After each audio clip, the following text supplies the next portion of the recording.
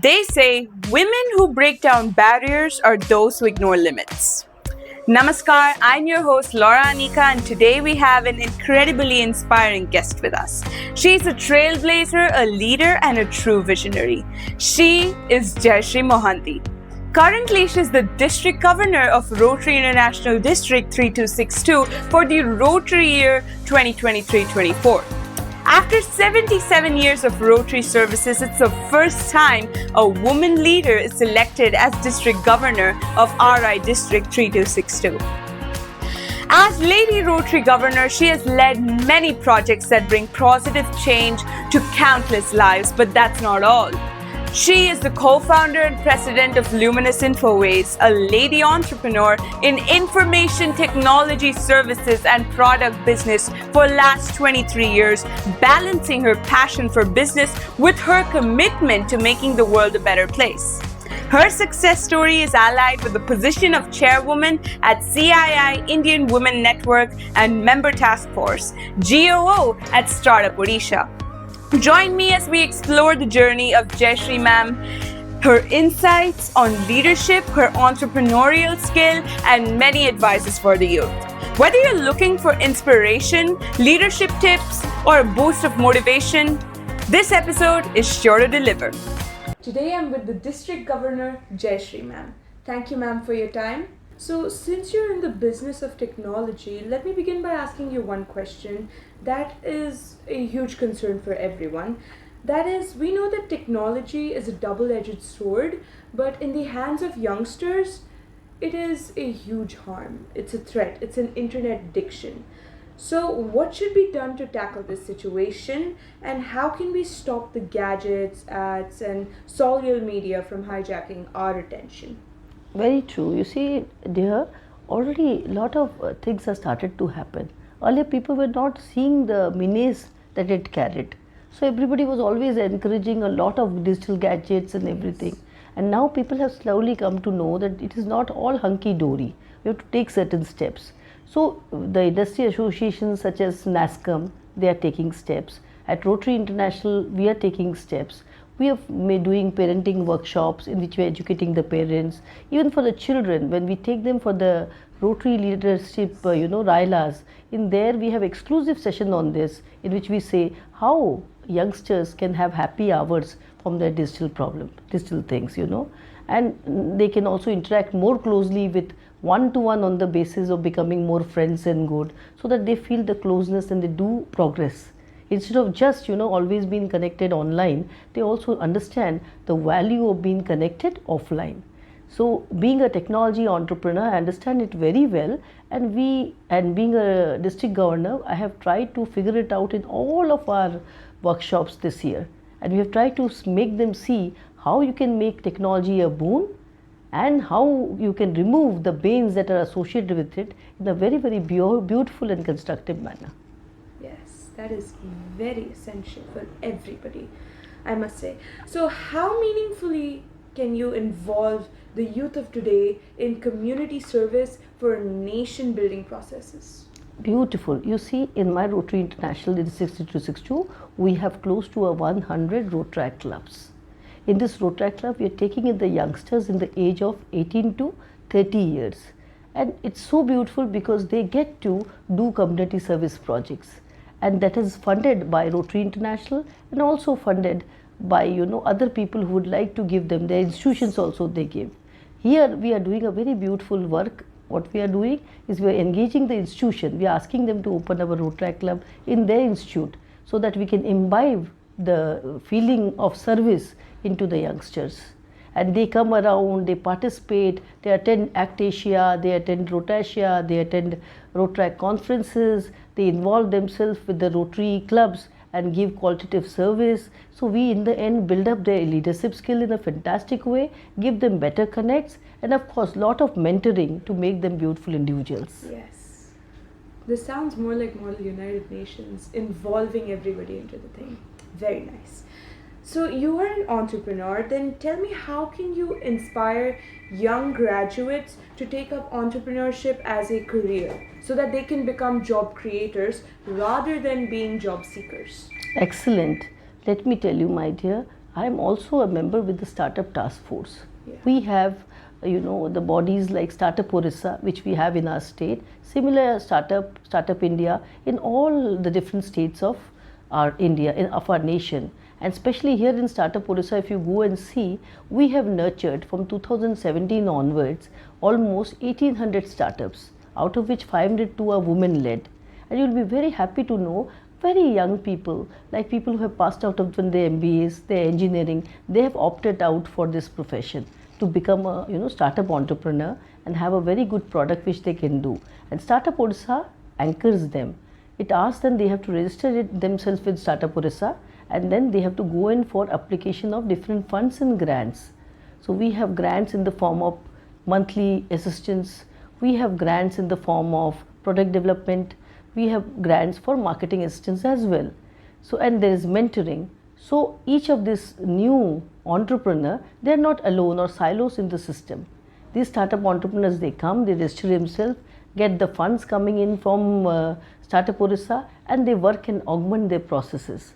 So this is how we have been yielding very good result, and we are very hopeful to even reach with very good 10 to 11 unicorns are also in the making from Startup Orissa. That is really nice. You set a great example for me of what to become when I grow up. Well, as you are a motivational speaker and you conduct special sessions at management schools, so where do you think youngsters are lacking these days? Youngsters, I feel that they are very overexposed, because you see, you have the internet, which is basically a click of a button for everything. Whatever you do, you Google, right? And whatever you need to find out, you talk to a couple of people, and then you put up, even now chat GPT is there, the AI things are there, so you're able to get so much of data instantaneously. But it is here that I tell everybody with a put of caution. You have to be very systematic, methodical, and careful about how you are. You have to believe yourself or what you want to be. That is very, very important. So for when you are getting so much of information with you, you will be, in a point of say, why would I search for these? These are all available.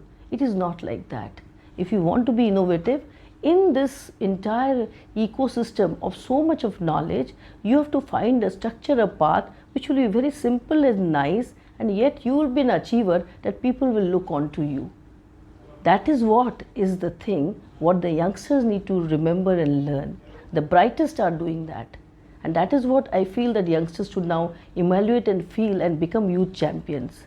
If they are able to do their work in a systematic manner and also be good individuals and human beings, then they are the examples which we need to put out or make them shine in the society. Yes, very true. So currently you're the district governor of the Rotary International District 3262 for the Rotary year 2023-24. So how does it feel to be breaking the glass ceiling and patriarchy? Laura, that's a beautiful question. A lot of people ask me, how does it feel to break the glass ceiling? I'll tell you, it gives me a thrill, I feel very happy. I always used to think like this, that if there has to be a change, why not it begin from me? Maybe that is the reason why I had the courage to come up and compete and come up to this level to become the district governor of Rotary International District 3262. And believe me, in your hand lies the power of the whole change agent. In your hands, you have all the plethora of ideas that you can experiment to do and do the things. So in Rotary, right now, women are very much welcome. Enthusiastically, they are doing and pursuing their Rotary activities in the sphere that we stay in. And moreover, the most important aspect that I would like to tell you is that we need women leaders. Until and unless we are having women leaders in all sectors, in the industries, in the civil society organization, in the government administration, we will not be able to make the change that we want to do. The mandate is to have the 11% of women which we are working now with, it should at least become 17% in the state in the work productivity index. Then only we will be able to make a huge change. We will be able to see in each of the boardroom one woman sitting who will be able to give proper ideas.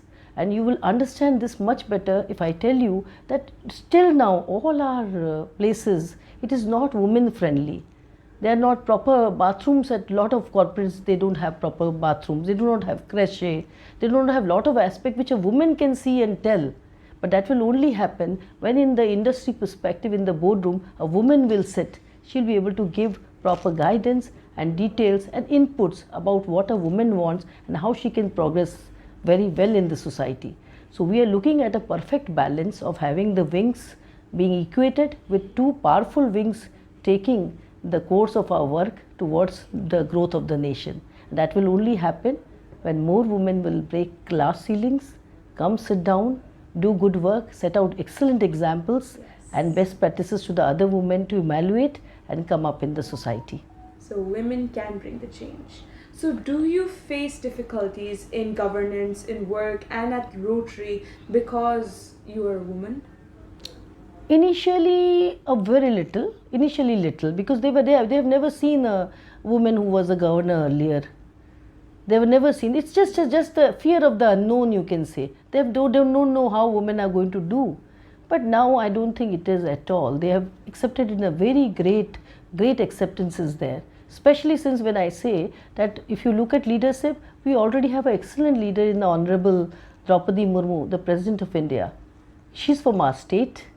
If from her way she can go up to become a President of India and do a good job also, then why all the women in our state who are having so much of talent, so much of work to be done, why can't they come up to do the things in that beautiful manner? I think everybody is now trying to do the same. They are trying to work. They are going to make a structure. It is just a matter of time before you see how beautifully these all women will be coming up and doing their work in the society. Yes. So can you share 5 inspiring lessons for young women today? Okay, excellent. 5 lessons? Yeah. First, on the attire. On the attire. Your attire has to be such that you are absolutely comfortable with. At the same time, must remember which is the place that you are going to when you are going, right? So if you're a young woman, you're going to a temple, you would not like to be going there in shorts, but you would like to be dressed up in the proper sense. So attire is the most important thing of a woman.